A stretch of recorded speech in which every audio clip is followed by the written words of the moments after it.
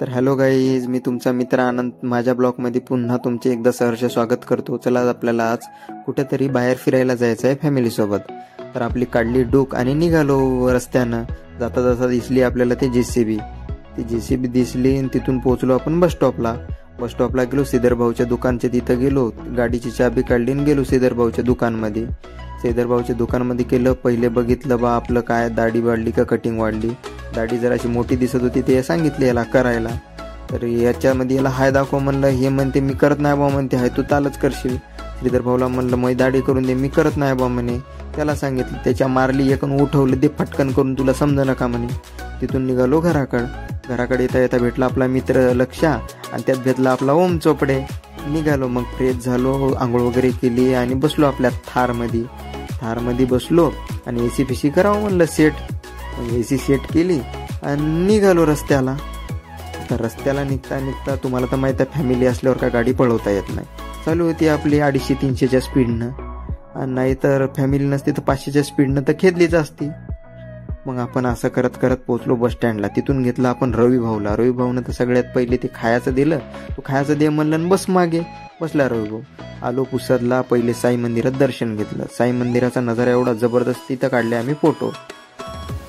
सगळ्यांनी फॅमिली दर्शन घेतलं आणि मग बघा साई मंदिर, मस्त पुतळा आहे साई मंदिरामध्ये, जबरदस्त एक नंबर तिथं गमती. तिथून निघालो आम्ही कारल्यासाठी.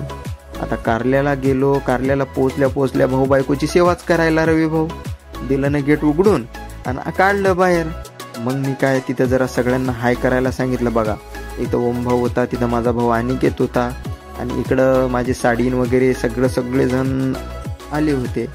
तर आम्ही पुन्हा गेलो मंदिरामध्ये. ते बघा कारल्याचं एक नंबर ठिकाण आहे. इथं प्रत्येक जणांनी फोटो काढा. मी पण इथं माझी एक प्री वेडिंग केलेली आहे. शूट इतका एक नंबर होती की बघायचं काम नाही. हे मंदिराचं मुख्य गेट. त्यानंतर आपण गेलो, इथं एक कोणतं तरी देवाचं नाव आहे बा, तिथं दर्शन घेतलं.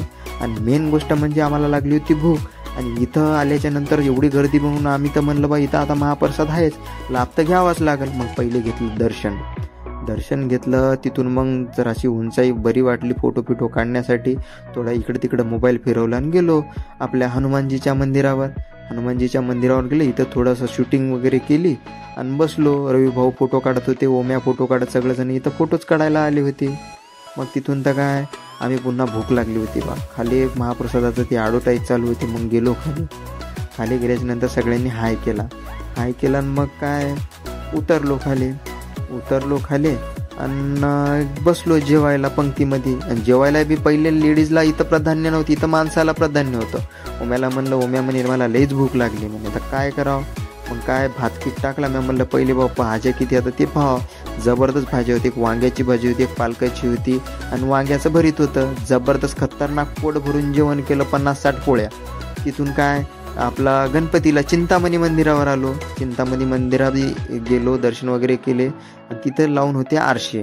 त्याच्यात तोंड पाहिलं. आपलं तर काय तेवढं तोंड विशेष नाही बा म्हणलं, आपलं थोबाड पायासारखंच नाही, आपले फोटोच निघत नाही. तर असा होता मग मित्रांनो आजचा ब्लॉग.